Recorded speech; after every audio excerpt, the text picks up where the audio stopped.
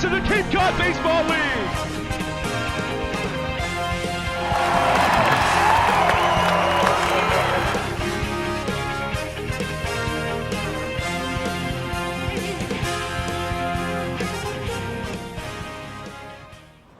Welcome back to the Leadoff Spot. Amanda Foster here alongside Jack Hunter at Doran Park for a doubleheader between the Gatemen and the Braves. And Jack, this is a big game for both of these teams here in the West Division. They're kind of back-to-back in the standings, and Aiden Major on the mound for the first game. What do you expect to see from him, especially based off of the previous outings that he's had? Yeah, well, I think it's pretty safe to say these are probably the two most important games of the year. You're 9 points back. You get 3 more cracks at Bourne, 2 of them today. And for Aiden, I think the biggest adjustment from his start 2 starts ago versus Hyannis to last start versus Chatham was controlling inside the zone. He's thrown a lot of strikes against Hyannis, but he's thrown a lot of middle fastballs, and hitters out here hit those. His last start versus Chatham, he got through 4 2/3 innings, 6 strikeouts. He was commanding his fastball in all parts of the zone. So I'm looking for him to do something similar against a Bourne team today that can really swing the bat. They're going to need a big start from him, and after his last start, you feel confident that you can get that from him. Well, and you said the Gatemen are going to need a big start, and both games only having 7 innings as well could be a positive thing for the Gatemen. Not really sure. We're going to have to wait and see for that. We don't know exactly what the lineups are going to look like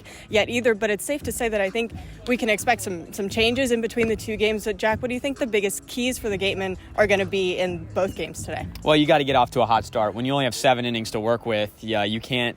You obviously don't have the 8th or the 9th inning to try to come back. And that might be a good thing for the Gatemen because, honestly, the biggest thing they've struggled with, especially in the past week, has been closing out games in the bullpen and late offense from the teams. They've been scoring first in most of their games. They've been getting out to early leads. They've been getting great starts. So just continuing that should help them in a 7-inning doubleheader. I think they can play it to an advantage today if they continue to play the way they have. Well, and we'll see what Ryan Smyth has to say now with Jack on the Manager Show. Here on the Manager's Show with Gateman skipper Ryan Smyth. And, Coach, you were on the bench for the All-Star team in the West and the big win over the East over the weekend. You've got an extensive past of coaching All-Star teams both here in the Cape and in the NECBL. What's your favorite part of coaching in a game like that? That's just being around all the other guys that, you're playing against all summer, and you don't know their personalities, and it's just a fun day overall, loose, relaxed, playing baseball, and to be there to support our guys. It was just a fun day. You've got 2 big games today against a team you're trying to catch for the last spot in the playoffs, but you're giving the ball to Aiden Major and then Yoel Tejeda. How confident are you in those guys to give you some good starts today? They're pretty pumped up for their starts. Major was saying he's going all 7, so we'll see. It's 2 of our better starters. Get them on the mound for a doubleheader and see where we go. You're playing 2 7-inning games. How do you feel like the strategy or maybe the point of emphasis throughout the games change when you're playing 7 instead of 9? 7s go quick. They really do. So, hopefully from an arm perspective, we use maybe just 4 arms today. That'd be fantastic. That'd be, I think, ideal. And from the offensive side of things, we just got to, put some runs up early and hopefully coast to a win. We're entering the last full week of the regular season. Is there anything that you've kind of learned over the course of the season with your first year being manager?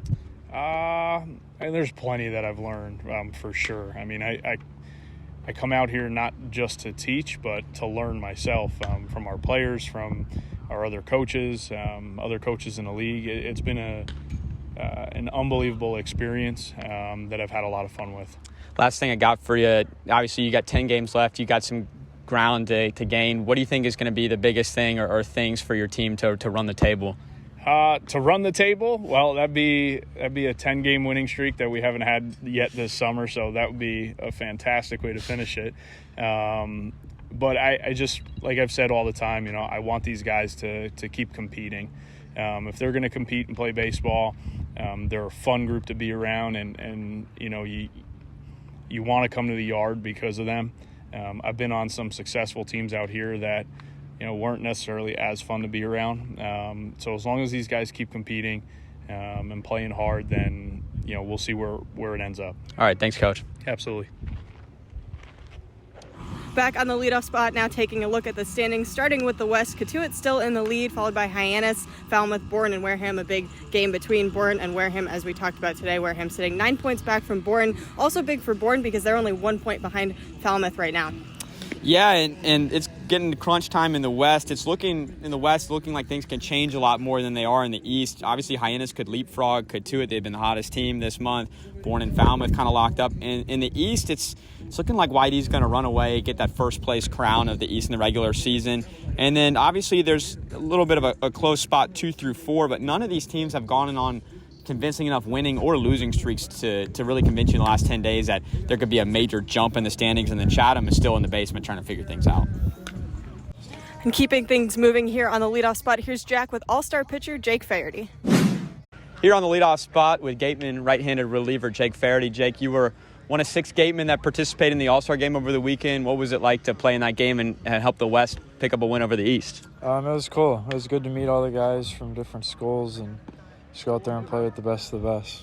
Yeah, and your catcher in that inning was Derek Bender, who plays for Bourne. Obviously, you've had a lot of camaraderie with the guys in this bullpen, a lot of guys that have come and gone this year, but what was it like to play with some of the other guys in the league, some guys that are probably going to be playing in Major League Baseball pretty soon? It was good. It was really good to meet them and just spend the day with them, get to know them, and it was fun. What's it like for you as a pitcher that is coming off of an injury this year, hasn't pitched too much in the spring seasons, to pitch consistently here? It feels good. It helps confidence. It helps just to trust my arm and know I can pitch a lot without getting hurt. What do you think is the maybe 1 or 2 things that you've improved the most upon this summer?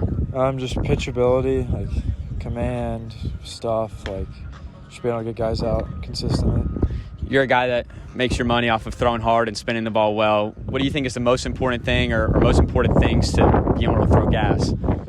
Just move right, throw hard. I don't know. It just kind of happens, but definitely move down the mound good and be able to throw it close to the zone. All right, thanks, Jake. Yeah, of course. Thank you.